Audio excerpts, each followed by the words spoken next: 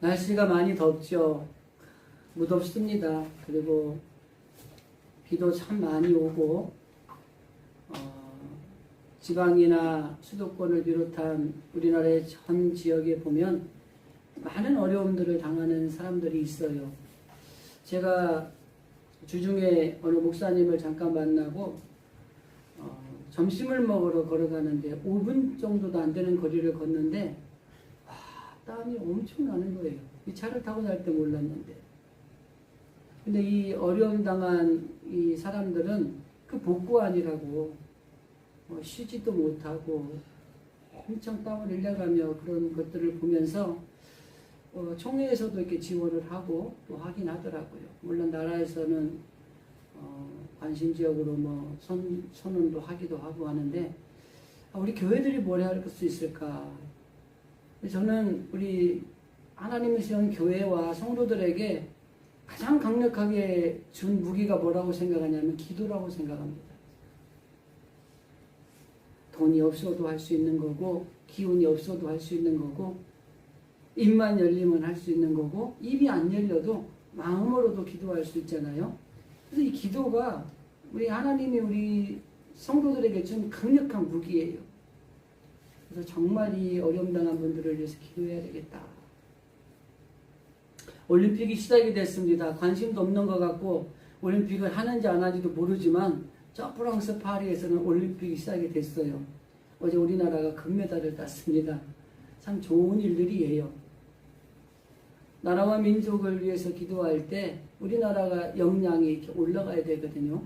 그거를 위해서도 우리 믿는 사람들이 기도해야 됩니다.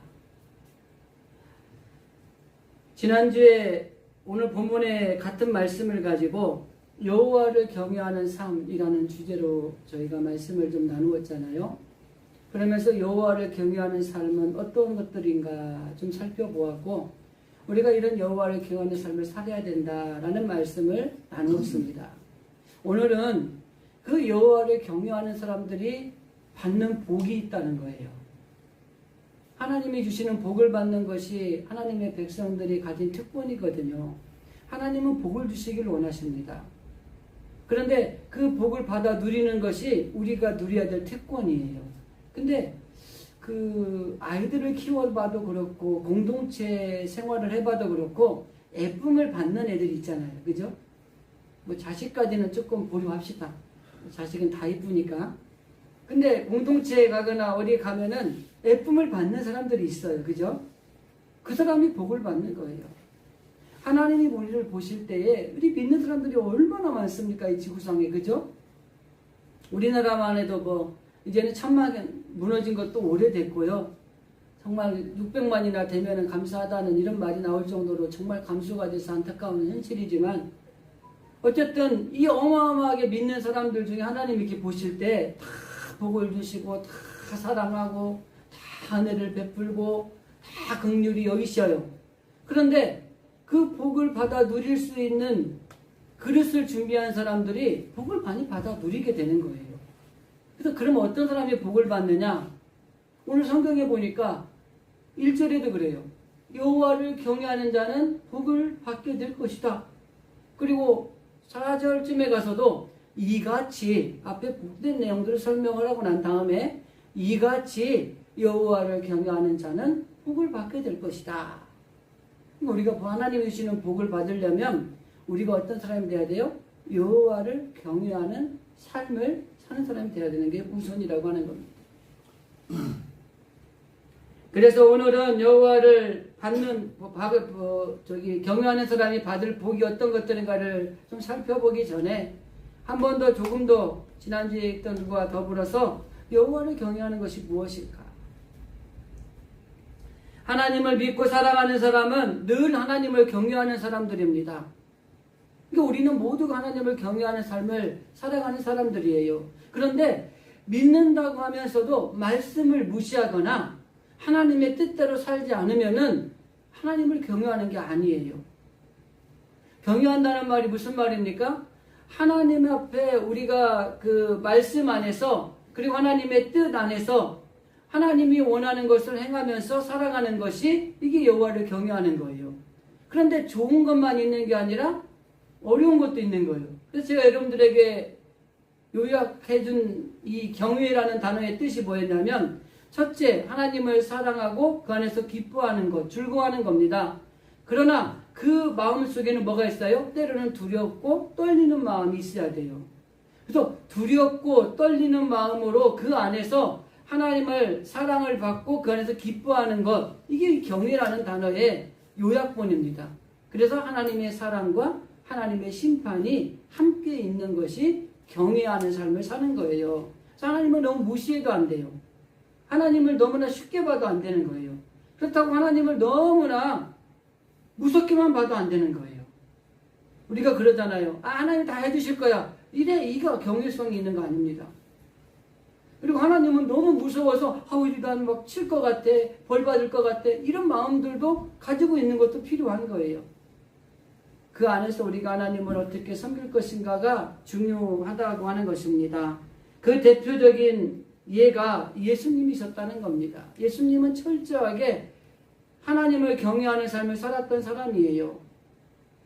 빌립보서 2장에 보면 예수님의 승기와 비하가 나오잖아요. 근데 그 비하의 가정에 뭐라 그래요? 자기를 낮추시고 죽기까지 복종하셨으니 라는 말씀이 나옵니다. 이게 하나님을 경외하는 삶의 표본입니다. 그래서 하나님을 경외하는 삶을 살아가는 사람들은 정직해야 됩니다. 여러분 진실하셔야 돼요. 하나님 앞에 정직하지 않아서 심판받은 사람들의 이야기가 성경에는 많이 나옵니다. 우리나라 그 국제 투명성 기구라는 게 있는데, 국제 투명성 기구 한국 본부에서 2003년도에 부패 인식 조사를 했어요. 그런데 우리나라가 그 10점 만점에 4.3점으로 133개국 중에 50위였습니다. 50위. 그런데 20년이 지난 2023년도 5월에 다시 조사를 해보니까 32위가 됐어요. 우리나라가. 뭐 좀 좋아진 것 같지만 그래도 부패 지수가 아주 좋은 건 아니라는 거죠. 더 투명해져야 된다고 하는 겁니다.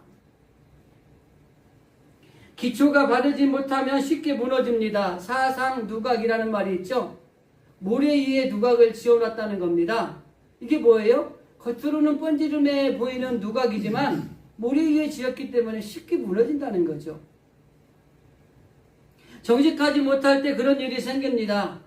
교통문화를 지킬 때에 정직하지 못하고 끼어들고 난폭운전하고 이런 것들. 제가 어떤 분이 그런 얘기하는 걸 들었어요. 세금을 원래는 이만큼 냈어야 되는데 막 이렇게 해가지고 조금 냈다고 자랑하는 거예요. 그건 정직하지 않은 거예요. 많이 벌었으면 많이 내고 적게 벌었으면 적게 내고, 이 납실문화. 그리고 어떤 아이들은 시험을 봤어요. 시험을 봤는데 자기가 컨닝을 해가지고 잘 맞았다는 거예요. 그러면 이거 정직하지 않은 겁니다. 더 나아가서 관료들의 부패, 공직자들의 부패, 이런 소식들이 매스컴에서 얼마나 들려옵니까? 저는 뭐 정치 얘기는 교회에서 하지도 않습니다만은 요즘에 정치권을 한 번씩 이렇게 보면 얼마나 그냥 답답해요. 하나님이 어떻게 우리나라를 이 정치를 이끌어 나가실까 이런 생각도 들기도 하고, 그런데 평은 안 합니다. 치우친 판결, 여러분 법정에서도 이 정치에 따라서 판결들이 이루어지는 이런 일들, 이런 것들이 우리의 어떤 이 사회를 뒤흔드는 모습들이 되어져 가고 있다는 거죠. 여러분, 댐이 무너졌어요. 시작은 어디였을까요? 조금 물이 새는 거기서 시작한 거예요. 그러니까 이게 시간이 흘러가서 댐이 무너진 겁니다. 마찬가지로 우리 인식 속에서 이런 생각을 버려야 돼요. 나만 아니면 돼. 이거 버리셔야 되는 거예요. 예전에는 막 사람들이 어려움 당하거나 뭐 폭행을 당하거나 이게 아픔을 당하면은 그러면 안 돼 이 사람아 왜 그래 막 나섰잖아요. 지금 안 나서요, 여러분. 첫째는 맞을까봐 안 나서고요. 뭐 다만 아니면 돼. 뭐 내일도 아닌데 뭘. 이래 생각하는 거예요. 옆에 사람이 사기를 당해도 나만 안 당하면 돼. 요즘에 티맨, UF 그 여행 상품들 때문에 고통당하는 사람들 참 많더라고요. 근데 누구하고 전화하는데 그래서 어떤 사람이 그러는 거예요. 내가 거기다 가려다가 딴 데다 해서 이거 얼마나 다행인지 몰라. 다행이 아니에요, 여러분. 지금 엄청난 사람들이 고통을 당하는데 자기는 안 당했다는 거예요. 여러분, 나부터 지켜야 하고 나부터 정직해야 되고 나부터 부패하지 말아야 되고 나부터 공의로워야 되고 나부터 상식적이어야 되는 거예요. 근데 요즘에 사람 생각을 하면 나만 아니면 돼. 옆에서 사람이 맞아 죽든 말든 어려움을 당하든 말든 내가 안 당하면 되는 거예요. 여러분, 그렇게 하는 게 아니에요. 여호와를 경외하는 사람들은 정직해야 돼요. 도덕적이어야 되고 윤리적이어야 되고. 벤자민 크랭클린이라고 하는 사람이 이런 말을 했습니다. 정직과 성실을 그대의 빛으로 삼으라. 100권의 책보다 하나의 성실한 마음이 더 큰 힘으로 사람들의 마음을 움직일 수 있다. 여러분, 내가 바로 서야 가정이 바로 서고 내가 바로 서야 학교, 교회, 그리고 이 나라와 이 민족이 바로 서는 거예요. 10명이 모였는데 다 나만 아니면 돼. 그래 보세요. 그 공동체가 잘 되겠습니까? 다 안 되는데 내가 해야지. 나만 서면 되지. 이런 생각을 가진 사람이 하나, 둘 생겨날 때에 희망이 있는 거예요. 모든 것은 나로부터 시작한다고 하는 것입니다. 그러니까 다른 사람을 보지 말고 나를 먼저 보는 게 중요하다고 하는 것입니다. 그런데 우리들은 비교를 많이 합니다. 그것도 비교를 해도요, 잘 알고 좋은 것과 비교하는 게 아니라 꼭 못하고 안 좋은 거하고 비교를 해요. 그래, 나는 100원 사기 쳤는데 저 사람은 1000원 사기 쳤잖아. 나는 괜찮은 거지. 여러분, 비교 이렇게 하시면 안 돼요.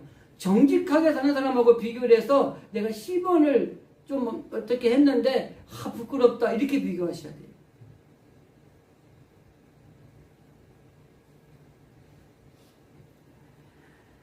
성경에는 정직이 축복의 통로라는 말씀을 합니다. 제가 얘기하면은 목사님이 얘기하니까 성경을 좀 읽어드릴게요. 잠언 14장 11절. 악한 자의 집은 망하겠고 정직한 자의 장막은 흥하리라. 그리고 정직한 자가 착하게 살면 후손이 복을 받는답니다. 여러분, 자녀들이 잘 되고 복 받으려면 그래야 돼요. 이것도 제가 얘기하면 안 믿으니까 잠언 20장 27절에 보면 온전히 행하는 자는 의인이라 그의 후손이 복을 받을 것이다. 하나님의 백성들은 말씀 속에서 살아야 되고 하나님의 자녀답게 정직하게 살아야 됩니다. 어려운 상황일 수 있어요. 힘든 상황일 수 있어요. 비교하고 또 이렇게 살면 바보 같고 그런 상황이 올 수도 있어요. 그럼에도 불구하고 우린 정직하게 살아야 돼요. 예전에 어디를 슈퍼를 갔는데 돈을 나한테 많이 남겨준 거야. 계산을 잘못한 거예요. 근데 난 이미 멀리 와버린 거예요. 나중에 갈 일이 있어서 거기에 가서 그때 계산을 해서 저한테 돈을 더 주셨습니다. 그리고 내가 돈을 돌려줬어요. 카드로 계산했는데 현금으로 돌려줬어. 그랬더니 그분이 뭐라고 한 줄 알아요? 괜찮습니다. 이런 사람은 처음이라는 거예요. 여러분, 옛날에는 그런 사람 많았습니다. 옛날에는 뭐 놓아둬도 자기 거 아니면 안 가져갔어요. 근데 지금도 안 가져가요. 왜 안 가져가는지 아세요? 걸려요. CCTV 하도 많이 돼 있어가지고 카페 가면은요, 노트북, 패드 이런 거 그냥 놔두고 다녀요. 애들이 화장실도 아무도 안 가져가요. 옛날에는 왜 안 가져갔냐면 내 것이 아니기 때문에 안 가져갔어요. 지금은 걸릴까봐 안 가져가는 거예요. 이건 가져가면 100% 걸린다는 거예요. 그래서 안 가져가는 거예요. 좀 달라지긴 했죠. 정직하게 행하는 것이 바로 여호와를 경외하는 것입니다. 잠언 14장 2절. 정직하게 행하는 자는 여호와를 경외하는 것이다. 링컨이 대통령이 된 배경 속에 여러 가지가 있지만 그는 어려서부터 정직했답니다. 그러니까 하나님이 그와 함께 하심으로 그에게 대통령이 되는 복을 주신 거예요. 정직 하나만 해도 인생 살만합니다. 근데 그 정직하기가 어려운 거예요. 그래서 우리 사랑하는 진실의 성도들, 그리고 오늘 예배를 드리는 우리들, 그리고 우리가 속한 모든 공동체에 있는 그런 분들이 이 정직이 축복의 통로다, 이 정직이 형통해지는 비결이라는 것들을 우리가 생각하셔야 돼요. 그래서 우리가 늘 우리에게 스스로 자문하셔야 돼요. 나는 정말 정직한가? 나는 여호와를 정말 경외하는 삶을 살고 있는가? 제가 지난주하고 이번주하고 요 설교하면서 얼마나 양심에 찔리던지. 여러분, 제가 이렇게 설교하니까 저는 잘하는 것 같죠? 아니요. 제가 조사해보니까 저도 못하더라고요. 여러분도 마찬가지예요.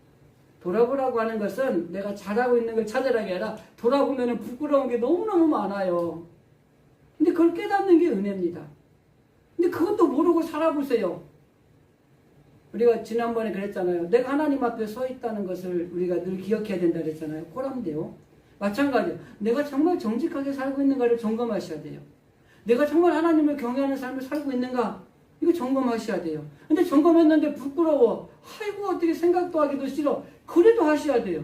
그리고 깨달으시면 돼요. 그리고 우리가 조금씩 내가 정직해지고 가면 되는 거고요. 조금씩 내가 하나님을 경외하는 삶으로 바꿔져 가면 되는 거예요. 근데 점검조차 안 하는 거예요. 그러니까 내가 경외하는지 정직한지 거짓된 삶을 사는지 아무것도 모르고 그냥 살아가는 거예요. 그러면 안 되는 거죠. 오늘 말씀의 1절에 보면 여호와를 경외하는 자가 그 길을 걷는 자가 복이 있다. 여기 여호와를 경외하는 것은 하나님의 말씀을 따르고 말씀대로 행하는 자입니다. 사실은 성경에 하나님의 말씀에 이렇게 말씀하시네, 그럼 나 그렇게 살아야지, 이게 사실은 경외하는 모습이죠. 근데 여기 이 말씀을 따르고 행하는 일은 하나님을 사랑하거나 하나님을 두려워하지 않는 이런 마음이 있지 않으면 하기가 어려운 거예요. 그게 뭐 경외입니다. 경외. 하나님을 너무너무 사랑하지만 또 하나님을 두려워하는 마음도 가지고 있는 이 마음이 있을 때에 우리는 하나님의 말씀대로 살아갈 수 있고 행할 수 있는 삶을 살아간다고 하는 것이죠. 그래서 우리가 하나님을 경외한다는 것은 어쨌든 제가 정리해드린 것처럼 두렵고 떨리는 마음으로 그 안에서 기뻐하고 즐거워하는 것, 이것이 하나님을 경외하는 것이다 라는 마음을 가지고 두 단어로 나면 이겁니다. 사랑과 심판입니다. 결국 하나님을 경외하는 사람의 입은 의인의 입을 가지고 있다고 합니다. 가지고 있습니다. 악인과 의인은 많은 것이 달라요. 생각이 다르고 사상이 다르고 그리고 더 나아가서 그의 삶의 부분이 다릅니다. 재물관도 달라요. 돈을 어떻게 버는가도 다르고요. 어떻게 쓰는가도 달라요. 여러분, 돈은 정직하게 벌어야 됩니다. 그리고 돈은 하나님이 기뻐하시게 써야 됩니다. 가는 길도 달라요. 의인의 길과 악인의 길이 여러분 시편에 기록되어 있죠. 의인의 길은 조금 고난의 길이고 힘든 길이지만 그 길의 결국은 뭐예요? 형통. 악인의 길은 넓고 편하고 대로 같지만 그 길은 결국 멸망. 이게 의인의 길과 악인의 길은 가는 길이 달라요. 더 나아가서 우리에게 삶에 있어서 중요한 것 중에 하나가 뭐냐면 말이 다릅니다. 의인의 말과 악인의 말은 달라요. 의인은 사람을 세우고 그리고 그 사람에게 능력을 주고 일으켜 있는 말들을 하는 거예요. 근데 악인의 입술은 악을 도모하고 더 나아가서 스스로의 멸망을 자초하고 이런 일들이 생기는 겁니다. 그러니까 우리가 하나님을 믿는 우리들은 악인의 입을 가지고 있어야 돼요. 살리는 말, 구원해내는 말, 생명샘 같은 이런 입술을 가지고 있어야 됩니다. 어느 대학교의 기독교 대학의 수업 시간에 하나님의 존재에 대해서 역사적인 사실을 검토하고 있었어요. 근데 그 학생들 중에 하나님을 믿지 않는 한 학생이 있었는데 교수님이 잠깐은 수행안에 나갔는데 앞으로 당당하게 칠판으로 나가는 거예요. 칠판에다가 딱 쓰는 거예요. 이거 한번 읽어보실래요? 영어는 못 읽으면 밑에 것만 읽읍시다. 여기 뭐라고 써요? God is no here. 이 말이 뭐예요? 하나님은 어디에도 없어. 이 말이에요. 그러면서 당당하게 자리로 돌아오는 거예요. 그리고 이제 하나님을 잘 믿는 신실한 아이가 이 칠판으로 딱 나가는 거예요. 그러더니 여기서 스펠링 하나를 딱 옮긴 거예요. 한번 옮겨줘 볼래? 뭐라고 돼 있어요? God is now here. 뭐라고 돼 있어요? 지금 여기 하나님이 계신다. 그래서 그 학생들이 감탄을 하는 거예요. 여러분, 하나님이 안 계신다고 생각하는 것과 하나님 여기 계신다고 생각하는 건 천지 차이입니다. 자, 시편 14편 1절. 어리석은 자는 그의 마음에 이르기를 하나님이 없다 하는도다. 그들은 부패하고 그 행실이 가증하니 선을 행하는 자가 없도다. 하나님이 없다고 하는 사람이 있는가 하면 하나님이 지금 나와 함께 하신다. 여러분, 우리 신앙 고백 중에 여러분 가장 기본적인 게 뭔지 아세요? 임마누엘입니다. 임마누엘. 하나님이 지금 나와 함께 하신다는 거예요. 이 신앙 고백이 없는 그리스도인들은 믿음이 약한 거예요. 그리고 신앙의 점검이 필요한 겁니다.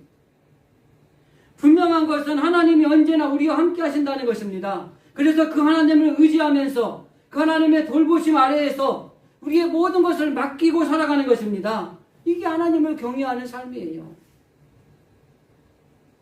하나님이 없다, 하나님이 나를 사랑하지 않는다, 이런 게 아니라 하나님은 언제나 나와 함께 하시고 하나님은 나를 늘 사랑하시고 나에게 복을 주시는 분이시다. 그 하나님을 의지하고 그 하나님의 돌보심 아래에서 그 하나님이 주시는 복을 받아 누리며 살아가는 것, 이게 하나님을 경외하는 자의 삶이라고 하는 것입니다. 그런 신앙생활을 하셔야 돼요, 우리가.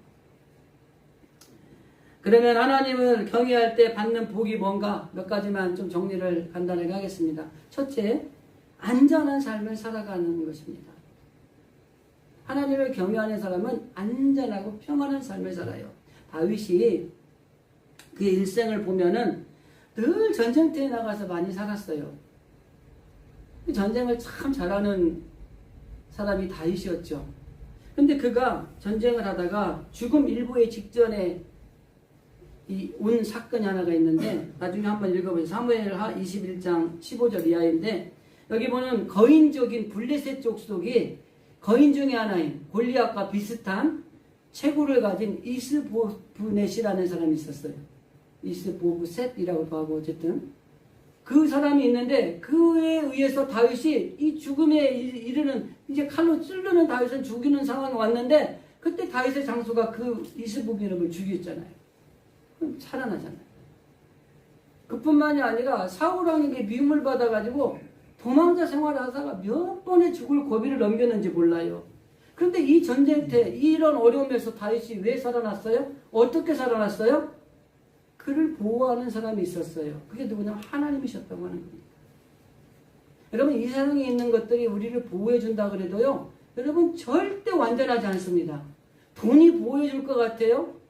권력, 명예가 보여줄 것 같아요? 아니요. 한순간에 무너지고요. 한순간에 사라지는 거예요. 제가 아는 어떤 분이, 여러분 중에 한 분이 정말 큰 사업을 했던 분들도 계세요. 근데 이게 가져가는데 하나님이 한순간에 가져가시더라는 거예요. 감당할 수가 없더라는 거예요.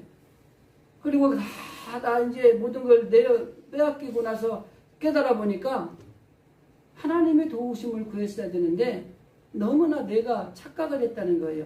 내 생각, 내 힘, 내 의지 가지고 모든 걸 할 수 있다고 생각했다는 거예요. 여러분 아셔야 되는 게 있어요. 복은 어디서 오는 거예요? 하늘에서, 하나님에게서 오는 겁니다. 우리가 복을 쟁취하는 게 아니에요. 근데 우리가 착각하는 게 뭐예요? 내가 수고하고 내가 열심히 일하고 내가 뭘 해서 내가 복을 받았다라고 착각을 하는 거예요. 아니에요. 하나님이 주셔야 되고 하나님이 해주셔야 되는 겁니다. 그래서 그분이 다윗을 보고 일어나서 그랬다는 거예요. 하나님이 도와주셔야 되는데 내가 너무나 교만했다. 그런 이야기를 하시더라고요. 여러분, 우리가 이 신앙의 삶을 살아갈 때 하나님이 나를 지켜주시고 하나님이 나를 보호하셔야 우리가 완전하게 참 기쁨과 안전한 삶을 살 수 있고 평안한 삶을 살 수가 있는 거예요. 근데 우리는 종종 그런 생각을 하는 겁니다. 그래서 다윗이 그가 시편 27편 1절에서 3절 한번 집에 가서 읽어보십시오. 자기를 지켜주신 것들에 대해서 아무것도 두렵지 않다. 1절에 보면 여호와는 나의 빛이시여 나의 구원이시니 내가 누구를 두려워하리요. 여호와가 나의 빛이고 구원이 난 두려워하지 않는다는 거예요. 누구도 두려워하지 않는다는 겁니다. 두려워하지 않는 이유가 돈이 많고 힘이 세고 가진 게 많아서가 아니라는 거예요. 하나님이 나의 빛, 나의 구원이시기 때문에 난 두려워하지 않는다는 겁니다. 그 뒤를 볼게요. 여호와는 내 생명의 능력이시니 내가 누구를 무서워하리요. 하나님이 내 생명을 지켜주시는 능력자이신데 내가 무엇을 무서워하겠느냐, 이렇게 고백하는 겁니다. 여러분, 적어도 우리가 이래야 돼요. 세상에 있는 것들이 우리를 보호해 줄 것 같고 우리를 지켜줄 것 같지만 안 그렇습니다. 여러분, 자식도 부모가 지킬 것 같지만 못 지킬 때가 많아요. 부부간에는 더 그래요. 점 하나만 찍으면 도로남인데 이렇게 되기 때문에 문제 생기면 안 지켜줘요. 하나님이 지켜주셔야 되는 겁니다. 다윗은 그걸 알았어요. 그러니까 두려워하지 않는 거예요. 전쟁터 그 수많은 죽음의 고비에서 나를 살려주신 분이 누구라고 생각한 거예요? 하나님이라는 걸 깨달은 거예요. 이걸 아셔야 되는 거예요.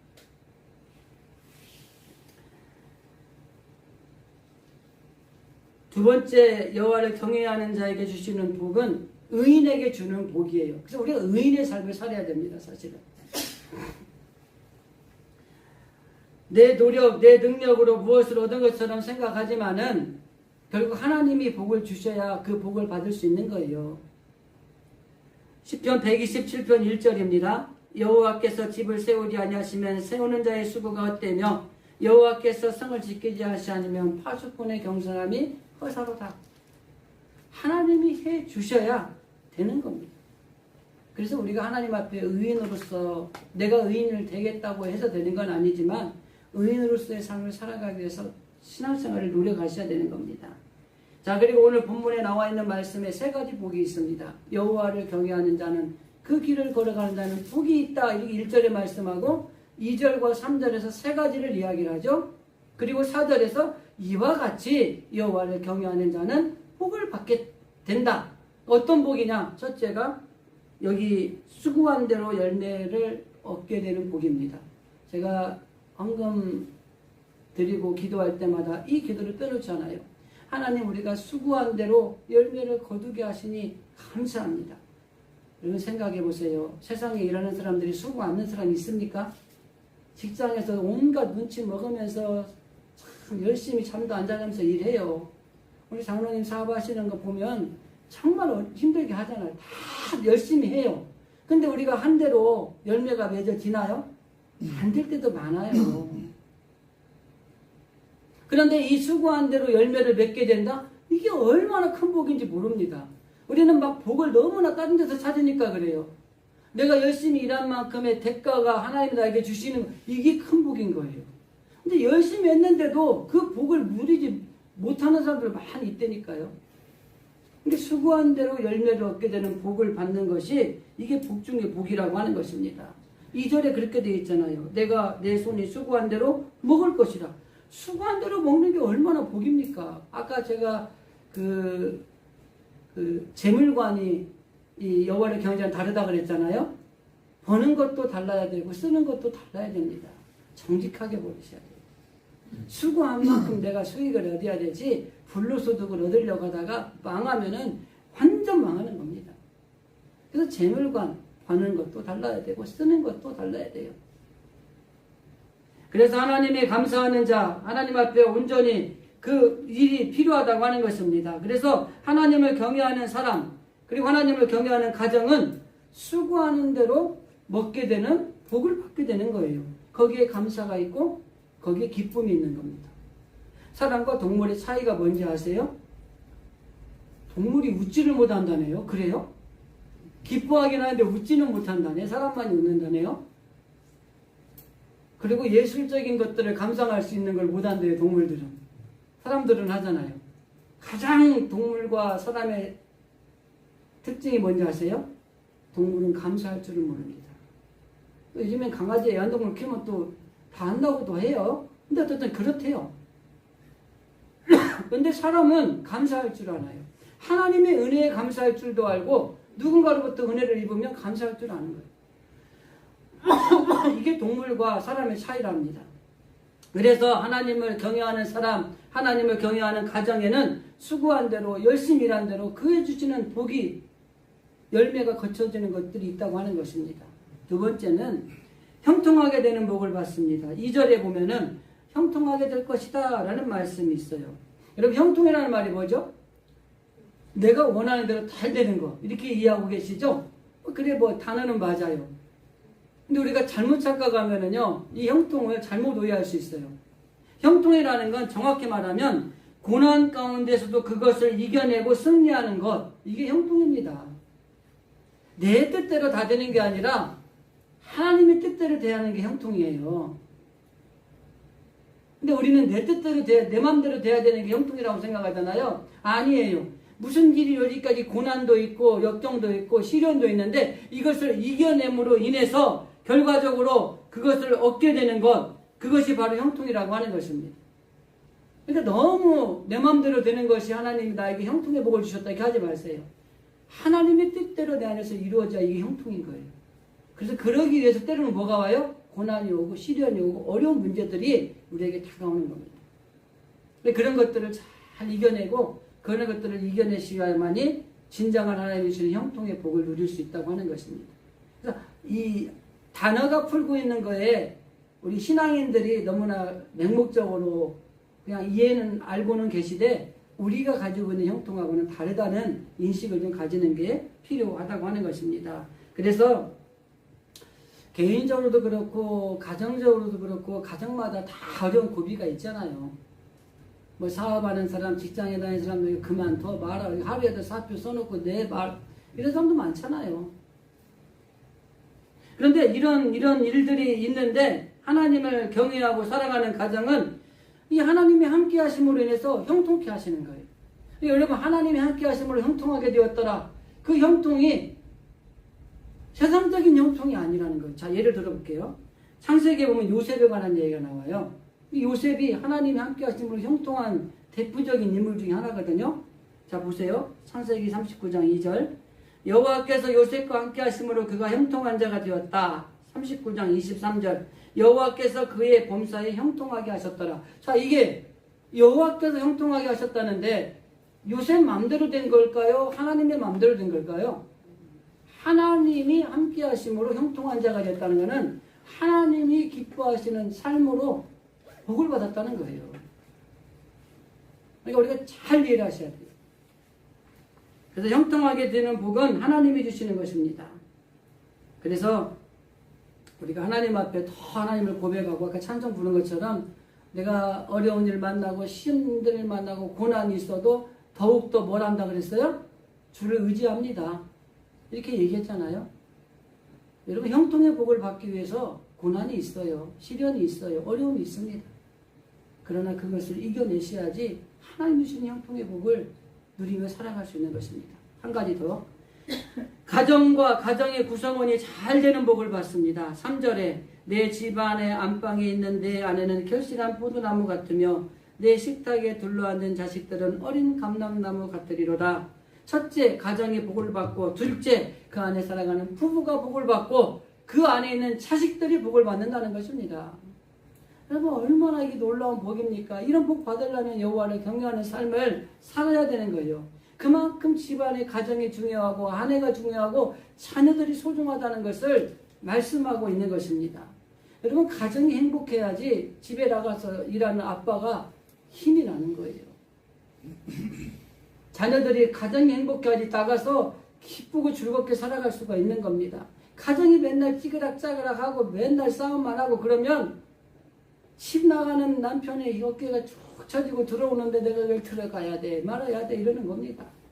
자식들도 마찬가지예요. 왜 집에 안 들어오고 비행 청소년이 되고 날라리가 됩니까? 가정이 행복하지 않으니까 그래요. 가정의 복을 받아야 됩니다. 하나님을 경외하며 그리스도가 내 가정에 온전히 모시는 삶을 살아갈 때 성경에 등장하는 복은 뭡니까? 첫째, 수고한 대로 그 열매를 먹게 될 것이다. 여러분 삶이 형통하게 되는데 세상적인 형통이 아니라 하나님이 주시는 형통의 복을 받게 될 것이다. 그리고 내 가정에, 그리고 자녀들이, 그리고 가정의 구성원이 복을 받게 될 것이다. 그리고 이 본문 위에 있었던 첫 번째 말은 안전하고 평안한 삶을 살게 될 것이다. 이것이 바로 여호와를 경외하는 자에게 주시는 복이라고 하는 것입니다. 여러분, 요한복음 15장 5절에 보면 나를 떠나서는 너희가 아무것도 할 수 없습니다 라는 말씀이 있어요. 이 땅에 살면서 우리가 뭐 하는 것 같아도 하나님이 도와주셔야 되고 하나님이 해주셔야 되는 겁니다.